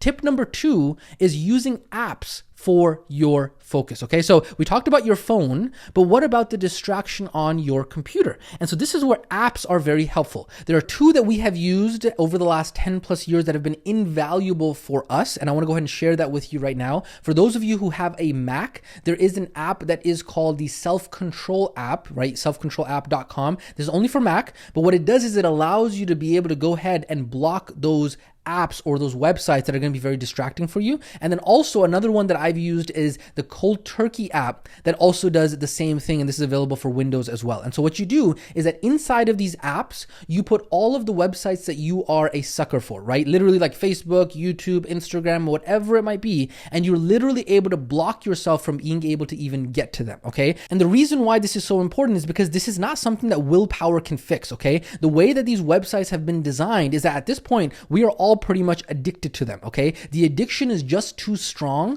to try and fix yourself. And so these apps allow you to be able to rewire your habits and rewire your brain, because here's the cool thing about these apps is there's no way to undo it during the time period that you have set. So let's say, for example, you've said, hey, 7 hours, I don't want to be able to access Facebook. Once you turn that thing on, there's no way to undo it until that 7 hours is over. And so it's so powerful and it's such an absolute game changer that I would highly recommend that you look into this, because at this point, even for myself, literally my fingers have gotten into the habit of like, yo, Facebook, YouTube, like my fingers know exactly what to click in order to be able to find that dopamine. And so without these apps, it's so difficult to be able to rewire your habits because of the fact that that addiction to that dopamine is so strong. And so this is tip number 2 in terms of using apps to focus, so that way you don't fall victim to failure reason number 7, which is distraction and procrastination. The third tip after this specific tip is all about setting a timer for 1 hour. Because here's the thing, if you can't even focus for 1 hour without your mind going somewhere, without your mind pinging somewhere else, it means that your mind has probably been wrecked with all of the stimulation and clutter in your life. And so it's a skill and a muscle that you can work on to develop your mind, so that way you can have clean, pure, deep focus for long periods of time, okay? And so even if that means that it's like eating glass for 1 hour while that timer is going off and you're like, I gotta force myself in order to focus. Well, guess what? That's like the workout that you're getting, right? You have to force yourself to focus, and eventually that 1 hour is going to feel easier and easier and easier because you adapt and your ability to do that expands, okay? And so I'm telling you right now, when I have consistently done my focus training and you do it consistently, we have gotten to the point where we can do 8 to 12 hours without our mind pinging or going somewhere else or any thoughts or emotions disturbing us, because it's a muscle that we have trained. But for beginners, when you're first getting started with this, you might not even be able to focus for like 10-15 minutes without some strong emotion or some self-doubt or anything like that derailing you. And so that is absolutely something that you have to train your nervous system in order to get used to, so that way you can focus for longer periods of time. And then finally, the fourth tip that we have for you is letting everything else burn. Now, hear me out on this, okay? Because it's normal when you focus on your PTNF rocks. What does PTNF stand for? It stands for push the needle forward. When you focus on your PTNFs, okay, it's normal that everything else in your life is going to pile up, okay? You're not going to call people. You're not going to be able to get back to them because of the fact that you're busy. And so mentally, you have to convince yourself, hey, I'm just going to let everything else burn. I don't care about anything else right now. I only care about this thing that I'm focusing on right now. And so you're going to end up up skipping social events, right? Anybody who asks you, hey, do you want to get coffee or do you want to go out to lunch, right? All you got to do is just say no. You have something else to do, right? Because it's pretty much impossible to try and keep both plates in your life spinning at the same time. When we talk about the social aspect of your life, doing what normal people do, quote unquote, right? It's going to be very difficult to maintain that when you are putting all of this time and energy into building a different life for yourself. And so really there is no such thing as balance. There is only a matter of prioritizing something in this season of life and then shifting back to that other piece and then really putting it back together, right? And so when you're working on your PTNFs, you want to be focusing on what we call the KTBAs, right? The keep the boat afloat. The bare minimum that you need to do in all of your other areas of life in order to keep the boat afloat, because you obviously don't want to come back after you've done your PTNF, you've gone deep into focus for like a week, and then all of a sudden your relationships and your health and everything has deteriorated. Obviously, you want to do the minimum that is required to keep the boat afloat, but you want to basically put a lot of your focus on those PTNFs. And so ultimately, you need to ask yourself the question, hey, what do you want to be known for? Do you want to be known as someone who responds quickly to email and goes to social gatherings all the time and all that kind of stuff? Or do you want to be known as someone who changes the world and lives the life of their dreams? And so I'm telling you right now, there's going to have to be sacrifice for that. And mentally, you might have to think to yourself, you know what? I got to let everything else burn so that way I can actually focus. Because here's the thing about this. Either you decide to sacrifice for your dreams or your dreams become the sacrifice. Remember that. Either way, there's going to be some sort of sacrifice that's going on. You just have to decide what you want to sacrifice. And so that, ladies and gentlemen, is failure reason number 7 and 4 major tips in order to overcome failure reason number 7, which was all about distraction and procrastination. Let's go ahead and get into the final reason why so many students fail at this point inside of the program. And this is going to be a big one. This might even be a new one for a lot of students, which is allowing thoughts and feelings to stop you. Okay, I cannot tell you how common this is amongst failure uniform students. And it's so sad because here's the truth. We all have hard days and hard times. Life is not always fair. There is no law in the universe that you deserve to feel good every day so that way you can focus and do the dang work, right? The people that you look up to, the people that you are inspired by have the same ugly, dark, terrible thoughts and feelings that you have every single day, right? It doesn't matter who you are. The thoughts and feelings are going to come regardless of if you want them to or not. And so if the people that you look up to feel the same way that you do, the question is, how come they have such different lives? And the answer to that question is that the people that you look up to, the people that inspire you, have just developed the skills to not let those ugly, dark, terrible thoughts and feelings stop them. This is so important to understand, and this is why we're going to go ahead and spend some time really opening this up, because I'm telling you right now, this is absolutely one of the big reasons why so many students are unable to be successful when it comes time to taking action, okay? Because you have to understand how the brain is wired. We've talked about this many times before. Our brain was designed to keep us safe in order to help us survive, not to thrive, right? Our brains were designed for a very different time. They were not designed for the time that we live in right now. Your brain wants you to be safe, right? So it's going to send you these negative, dark thoughts when you're trying to do something new, because for your brain, survival is the most important thing. And guess what? When you do something new that you've never done before, not only does it take up energy, but it also has the potential to actually get you killed because of the fact that you've been doing the same thing for a long time now. And guess what? You're still alive. So it's better for you to repeat the same behavior, even if it's kind of keeping you miserable. But guess what? Your brain doesn't care if you're miserable. Your brain cares if you're actually alive or not. And so even if, according to this new world that you're living in, you are doing things that you're a failure, you don't have the income that you want. Well, guess what? Your brain doesn't care. Your brain only cares, hey, are we alive or are we not alive? Are we conserving energy or are we not conserving energy? And so you're going to have to rewire and overcome the natural programming of your brain so that way you can actually thrive in the new world, okay? Because the roller coaster of thoughts and emotions right? The signals that your brain is sending you, it's always going to happen. It's never ending. It's always going to be there. Always, always, always. And so the question is whether or not you choose to actually ride that roller coaster of thoughts and emotions, or do you choose to observe that roller coaster of thoughts and emotions, right? We've talked about this in previous trainings, right? The tools, so that way you can go from riding the roller coaster of thoughts and emotions and go into observing the roller coaster of thoughts and emotions. Because here's the thing you need to understand is that people see successful people and they assume that the anxiety, the stress, the frustration that they feel themselves, that the successful person must not feel that. And how do we know this to be true? Because so many students keep asking us when they feel terrible things, they say, hey, I feel so bad. Something must be wrong, right? Because of this bad feeling. It's not good. Like, how do I stop feeling this way? How do I stop feeling afraid? How do I stop feeling scared? How do I stop feeling self-doubt? Here's the answer. You don't. You will feel horrible.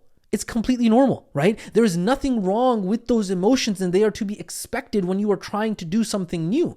Negative thoughts and feelings are not problems. Negative thoughts and feelings are normal. You don't need to do anything to make them go away. They will go away on their own as long as you remember that they are unimportant, right? The more you do the skills equals knowledge times reps, the more reps that you do on this new thing, that is going to become your new norm. And then your brain is going to stop sending you those signals of fear and doubt and uncertainty of doing this new thing, because now it's your new normal. That's how it works. You overcome it by doing the action. And so this is the reason why winners and losers feel no different, right? Winners feel no better than losers. They both feel the same, right? They both have the exact same emotions. What is the difference between the two? Is that winners just behave differently when they feel badly, right? They see feelings as normal. They don't see them as something that lets them stop them. And they know that feelings are just going to pass. And so what they do is they keep the promises that they made to themselves, and they do what they said that they were going to do regardless of how they feel. Versus people who end up being failure uniform students, they take those feelings to be a sign that, oh, you know what? Something must be wrong. I got to stop, right? They end up riding that roller coaster of thoughts and emotions. Because here's the thing, 90% of success is just doing what you said that you were going to do, and whether that was something that you said you're going to do to yourself or you said it to others. Just doing that, regardless of how you feel about it, is 90% of success right there, okay? And so even if it's hard, even if it's uncomfortable, even if it's scary, you do it anyways because you know it's what you need to do. And the secret to doing all of that, the secret to doing that is that you do it afraid. If you're afraid, if you have anxiety, if you're nervous, if you're scared, well, guess what? Welcome to doing something new and worthwhile in life, right? So you feel afraid, and then guess what? You do the action anyways. You can do the action while you're still afraid. That's okay. In fact, being scared and still doing that thing that you are afraid of and pushing through, that is what separates the winners from those who wear the failure uniform. Even if it's hard or uncomfortable or scary, you do it anyways because you know it's what you need to do. And yes, this also applies to any feelings that you have about being an imposter, of imposter syndrome, of you thinking that other people think that you're not legit or real. The reason why people don't think that you are legit is because you yourself don't think that you are legit. It's the way that you talk and the way that you act and the way that you behave. All of that, your feelings and your thoughts go into all of that, right? So it's not a them thing, it's a you thing because of your own thoughts and feelings, right? There are people out there who literally spend thousands of dollars on websites and logos and social media and pay to get on magazines, and yet they're still broke as a joke because in the end, they never fixed the thing that was actually broken. Their inability to do the dang thing while they were afraid. They weren't able to go ahead and overcome the fact that they just need to outwork their self-doubt. And so if you're feeling self-doubt, guess what? That's a good thing. You'd be a psychopath if you didn't feel afraid and had no emotions and weren't afraid of the thing that you've never done before, right? And so what you do is you have to outwork those feelings and emotions. You need to do it afraid. You got to put in so much action and so much work that your self-doubt is unable to exist. You put in so much dang work that it is unreasonable for anyone to doubt you, right? It'd be the same thing that if somebody said, hey, you're a fake, you're a scam, you're not real, right? It would be as if somebody came to you and said, oh, you're so ugly, you have green hair. it wouldn't mean anything to you because of the fact that you'd be like, man, you're crazy. Obviously, I have black or brown or, blonde hair. I don't have green hair. What the heck are you talking about? You are the one who has a problem, right? The person who's saying that they have green hair, because of the fact that you are so certain that they are incorrect. And so when you put in that much work, then all of a sudden you have outworked those feelings of self-doubt. When you work so hard, you know that you are legit because you've put in the work. And so instead of falling into the trap of distraction and procrastination and thoughts and feelings, none of those things are going to help you. The only thing that is going to help you is action and putting in the dang work, period. And this is the reason why we are spending so much time on highlighting this, because it's so important. Because unfortunately, what failure uniform students do when we talk about this specific reason is that failure uniform students get so stuck in their thoughts and emotions and freak themselves out and get so scared that they end up just literally procrastinating and spending hours on their name and their logo and editing their website and social media and buying a new course and having shiny object syndrome. They get paralyzed because they're so scared and fearful and have so much anxiety because they've ridden that roller coaster of thoughts and emotions so much that they prevent themselves from actually doing any action,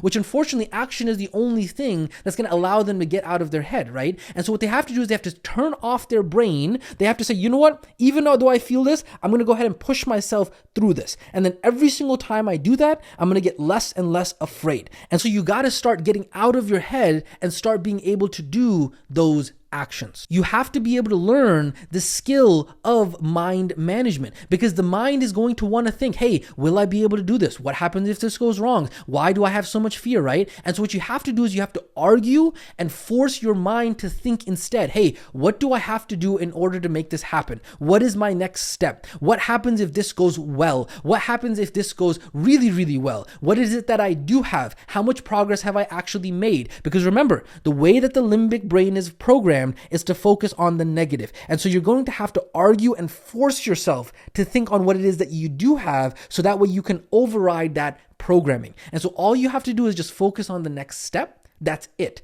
Otherwise, you're going to end up putting yourself into a psychosis and freak yourself out because it's just too much to take in all at once. You have to train your mind to think, I can do hard things no matter how I feel. The feelings will fade. You have to train your mind to think, I do not need to feel a certain way in order to get the job done. Because successful people just get used to doing things even though they feel terrible. Successful people feel scared, they feel stressed, they feel tired, and they feel those things regularly. They just don't make it a reason not to do something. So absolutely critical. I cannot tell you how important this actually is for your journey going forward, okay? And so the question that you have to ask yourself, and the question that is yours, is, are you willing to be uncomfortable? Are you willing to put up with those thoughts and feelings? Are you willing to put up with the fear, the anxiety, the self-doubt, and the pain because you're doing something new? Are you willing to be uncomfortable now so that way you can be comfortable later? Or do you want to do it the other way around? Okay, that is the $1 million question that you need to ask yourself. Otherwise, you will be committing failure reason number 8, which is allowing thoughts and feelings to stop you. And it's so absolutely critical that you understand that. Okay, and so that really concludes this part of the training when we talk about the top 8 things that failure uniform students do and exactly why they get so paralyzed and what stops them from actually succeeding with the action that needs to happen. And remember, what is the action that needs to happen? We talked about this. The only 4 things that matter: generating consults, doing consults, working with students, and then working on becoming your version 2.0 self, working on your mindset, the becoming journal, the process, all of that. Those are the only 4 things that matter. And so as long as you focus on those 4 things and you don't end up doing the common mistakes or the reasons why students put on the failure uniform, you will absolutely 100% succeed. And so that is an important piece of this entire training that we wanted to go ahead and make sure that we hit on, so that way you can protect yourself throughout this entire process. Next up, as we start to close out this training, we're going to go ahead and next talk about the 3 ground rules for action time. Okay, so as you can see, a lot of different pieces of this in regards to making sure that you are successful with action time. But before you go out there and really slay the dragon and really go ahead and do the action time, we want to go ahead and lay these very important ground rules right now. Okay, so rule number 1. no negativity, okay? Because if you're having difficulty during action time, how you show up is everything, okay? We as a team and we as an RWA family do not tolerate negativity. There is a zero tolerance policy for negativity, for pessimism, for the world is ending, for being a victim, for doom and gloom. We can't always control everything around us, but the one thing that we can control is the perspective, the frame, the outlook, the attitude that we bring to the table, the story that we tell ourselves, the meaning that we ascribe to the events. It doesn't matter how negative or how bad or how terrible the situation or the circumstance might be. It's always how we frame it and the meaning and the story that we tell ourselves that makes all the difference. And so if you want the support and the RWA team and the family to be on your side, then please make sure that you control your attitude and your emotions and your thoughts and the frames and the stories that you tell yourself. Because if you come with loom and gloom and doom and the world is falling on the coaching calls in the office hours, then you will not only be exposing yourself as a failure uniform student, but there's also going to be nothing else that anybody else can do to really help you because you've convinced yourself that everything is terrible and everything is going to go ahead and end. Versus when you actually show up in the best way possible with a story that is empowering for you, when you are giving meaning to the circumstance that actually helps you, when you are solution oriented, only then can anybody else actually help you. And so this is rule number one, no negativity when things are not going the way that you want them to go. Okay, so that's rule number one. Rule number two is always be coaching. All right, even if that means that you have to regularly be coaching your family at significant discounted prices, or if that means that you need to be volunteering and coaching people at your local masjid, church, community center, if that means that you have to put yourself out there and offer yourself to those people who cannot afford your program as charity work, if that means that you have to do any of that, then that's fine, because always be coaching. It does not matter what it is. You must always make sure that you are busy changing people's lives and practicing your craft, okay? This will not only help you improve your product, but will also help keep you sharp in helping people and building your confidence and certainty, okay? At all times, you have to make sure that at least someone is in your program and that you are helping someone. Anyone. And so there is no excuse for anyone to even have 1 week in which they are not using their skills as an RWP coach to go out there and help people, even if that means volunteering your time to the community. And so go out there, talk to the local community center, volunteer your time, give seminars and educate others who have not been exposed to the amazing training that you have gone through, right? Maybe it's not for money, right? Everything's not always necessarily about trying to go ahead and have your next paying student. The point of this rule is to go ahead and keep you in the game, keep you in momentum around improving other people's lives, around providing value, around solving problems. Because ultimately, if you focus on becoming a person of value that other people value, then all of a sudden you're never going to have to worry about money ever again, because of the fact that you have the skill set of solving other people's problems. And you just have to get better and better and better at that. And so that is rule number 2 of this entire process, which is always be coaching. After that, we go ahead and get into rule number 3, which is need health help yourself. And so this is absolutely so important, is because you cannot help others with their health if you yourself are not taking your own health seriously. Even for me, Coach Yasin, I have a coach that I pay $600 a month for, who holds me accountable and coaches me through everything. Literally, all he does is call me for 15 minutes every single day. That's it. And I literally pay him $600 a month in order to do that. Is it because I lack the knowledge? No, because like we've already talked about many times before, because the issue isn't the knowledge, it's the doing of the knowledge. And so this is so important. Does that mean that you have to have a 6-pack and be in the best shape ever in order to help people? Of course not, right? But it does mean that you are at least taking your health seriously. If you are not currently a part of a coaching program that is helping you with your own health, well, guess what? You can join one, right? It might not seem like it's going to make you money, but I promise you the impact that it makes on your conviction when you talk to your students, that is what makes all the difference. You must constantly work on becoming a product of your product, or a similar product, or at least be on the path of becoming a product of your product. Because remember, as long as you are an enthusiast or an expert, you will be fine with your conviction when you talk to others, okay? And so it's okay if you're not an expert in health, but at least you have to be an enthusiast. And if you're neither, then guess what? You need to get busy becoming either an expert or an enthusiast. And how do you do this? Well, guess what? You can just join a fellow RWA students program and you can actually become their student or their client. If you want to go ahead and do that, you can just talk to them and join their program at Charity or Full Pay or LBO, whatever, right? Whatever they go ahead and ask from you, it doesn't matter. Just join a health transformation program. Of course, this is optional, but it's highly recommended. And if you struggle with conviction of how life-changing what it is that you have to offer is, then for you, it's probably going to be a requirement for you to do that. Why? Because when you are on the journey yourself, you are going to have all of these mini wins and all these mini transformations on a daily basis because you are focusing on your health that is going to remind you about how important what it is that you have to offer to your students is. And so if at a bare minimum, you are not in some way, shape, or form tracking at least what you eat. Maybe it's through pictures, giving a log of that, right? In some way, shape, or form, you're focusing on your nutrition, number one. And number two, you're not at least walking 7,500 steps a day, right? You're tracking that. Maybe it's on a treadmill, something like that, right? You're making sure that you're getting movement in. If you're not doing those things, then you need to absolutely focus on that because those are the bare minimum, right? You need help in some way, shape, or form so that way you can actually see how they're going to change your life. Because remember, it's not something that you can't do on your own. It's just that the true value of remote wellness is bridging that gap between what you know you need to do and actually doing it. And so if that means that you create an accountability group with another RWA student or multiple students, so that way you can get in your steps every single day, so that way you can get in movement on a regular basis, that's okay. But you must work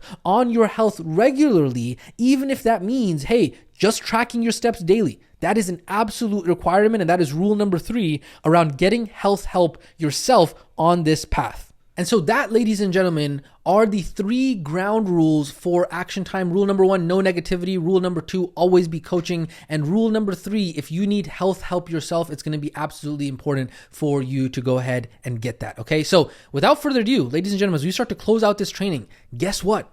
It's time.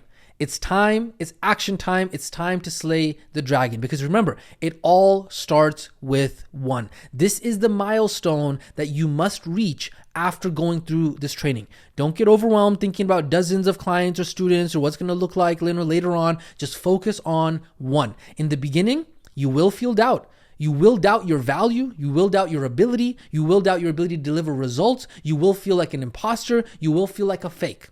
Do not worry. Everyone feels the same way when starting out, okay? And so nothing is going to fix that fear. No amount of learning, buying courses, hoping, praying, meditating, no amount of reading is going to make that feeling go away. The only thing that is going to cure your anxiety and your doubt at this stage in the program is for you to go ahead and go out there and get your first student. You go out there and get that first client or student, focus on getting them results that are going to blow them away. You then get the referrals and you start that chain reaction. And remember, all of that is even before we even get to organic marketing and paid ads and all that other stuff that you're going to go through the world's best training program on, okay? So you're starting that chain reaction, you're getting that momentum. Imagine what's going to happen once you get to all of the other trainings as well.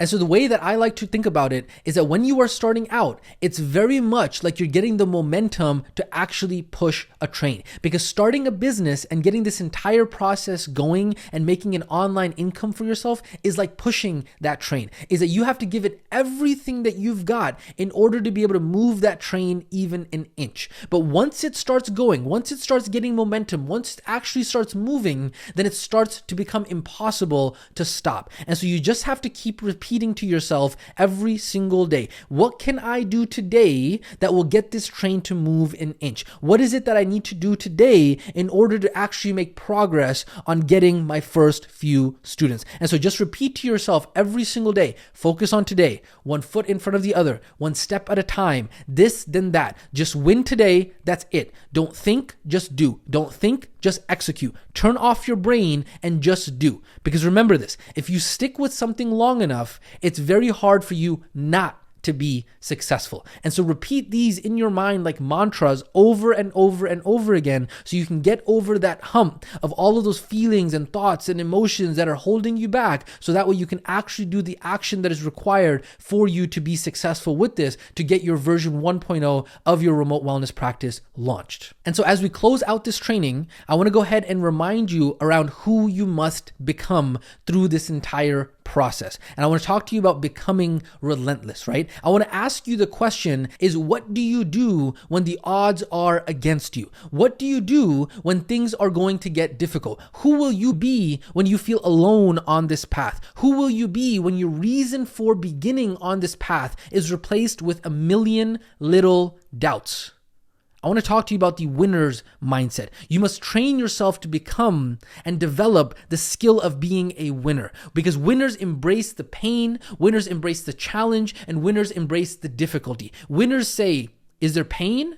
Is there challenge? Is there difficulty? Is there doubt? Is there fear? Well, guess what? That is where you will find me. There I will be. Wherever there is pain, wherever there is challenge, wherever there is difficulty, doubt, and fear, that is where you will find me. That is the mantra that winners repeat to themselves over and over and over again. And so that is why I want to go ahead and share with you an audio mantra that has been very, very helpful in cultivating the winner's mindset for ourselves. And this is something that you can play for yourself over and over and over again. And it's an audio clip that's called There I Will Be. And I just absolutely love this. And I think it's very fitting when we talk about slaying the dragon and action time. And so we're going to actually cut over to that audio clip right now. That it's going to go ahead and be a spoken word audio motivational clip that's going to be very helpful for you. Now, a couple points on this. If you're watching this training right now faster than 1x speed, that you want to go ahead and switch it to normal speed, so that way you can get the full experience of this that we're going to go ahead and cut over to in just a second. As well as is that we would recommend that you use headphones if possible and really crank that volume up to get the full experience as well, according to what is comfortable for you. But what we're going to do right now is we're going to go ahead and cut over to that audio clip around There I Will Be, that it goes ahead and encapsulates the winner's mindset when it comes to difficulty and challenge. So let's go ahead and cut over to that now.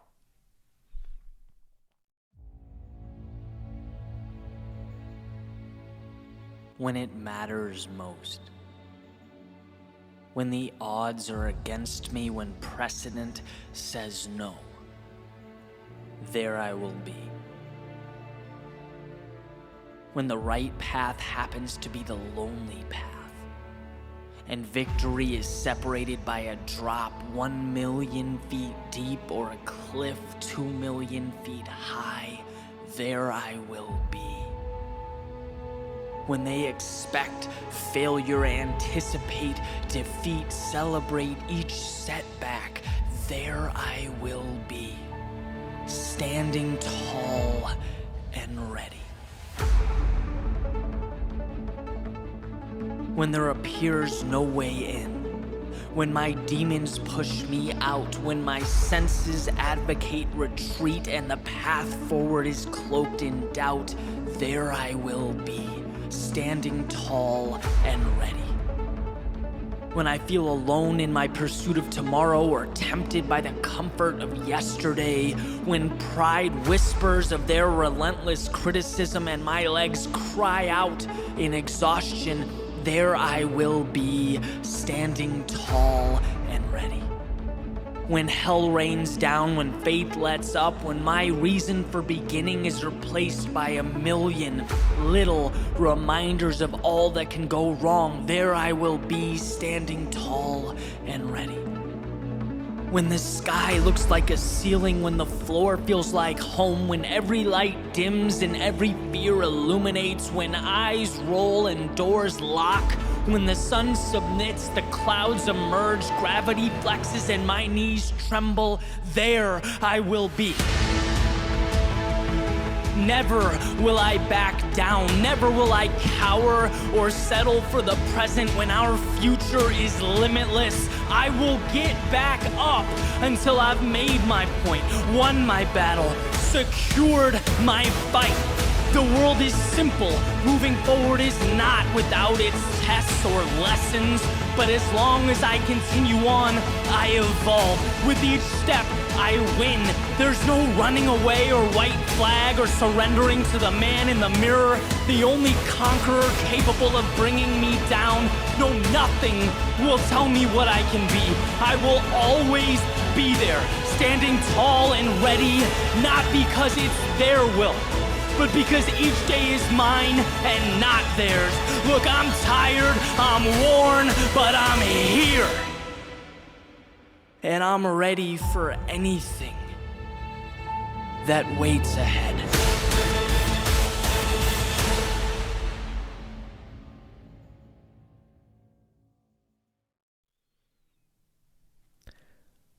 And so that is the question. Are you ready? Action time, slaying the dragon. Come hell or high water, you must slay the dragon. Do not procrastinate this. This is the test to see what you are made of. What separates the people who are successful and those who are failures in this program are those who take action. Do not overthink this. Turn off your brain and just do. Turn off your brain and execute. Because the time has come to slay the dragon. It's time for you to go out there and get your first 2 to 4 practice students inside of your remote wellness practice, okay? And so that is the action time training. As we go ahead and close out here, I want to go ahead and talk to you about your engagement questions for this specific training. Go ahead and let us know on the student community post for this specific training. What are your thoughts on this training? What did you like and enjoy about this training? What takeaways, insights, or ahas did you have while going through this training? Do you have any questions about anything that was discussed? Go ahead and let us know all of that. Of course, just as a reminder, in terms of asking questions and how to do that, make sure you tag the page RWA Coaches so that we get a notification. If you still don't hear from anything, make sure you go ahead and reach out to support. Let's go ahead and talk about your action steps for this specific training. Of course, watch and study this training in full. Action step number 2, make sure you go ahead and complete the engagement questions for this training, which was the ones we went ahead and talked about above. Action step number 3, this is major. Book 5 consults with prospective students, okay? Even if these are not students that you plan on enrolling in your program, just book 5 consults with those people outside of the RWA community, okay? Action step number 4, another major one, right? Get your first 2 to 4 practice students, walk them through the 12-week transformation program. This is slaying the dragon. There's nothing else that you need at this point in order to get this done. You've got this. Go out there and slay the dragon and get it done. Action step number 5 is if you have already booked a consult with someone, make sure you go ahead and open up the new consult student community post and drop the comment and celebrate the win over there. And then action step number 6 is that every single time you book a consult or get a new student, you want to do this. Number 1, you want to comment on the student community post for that specifically on the book new consult post, right? Number 2, you want to go ahead and let us know, hey, I booked that consult, I got a new student, right? And then number 3, you want to provide more details. Who is it? How did you book them? Where did you get them from? How did you get them to enroll? What price point? XYZ, okay? You want to do this so that way you can celebrate and really get your mind primed for this. Now, I want to clarify this. Remember, this post, this new consult post and this new student post is a completely separate post than the post for this training. It's going to be linked inside of the action steps for this training. So make sure that you are commenting on the right post, okay? So that is the action time training. Go out there and absolutely crush it. This is Coach Yasin checking out, and I will catch you inside of the next training.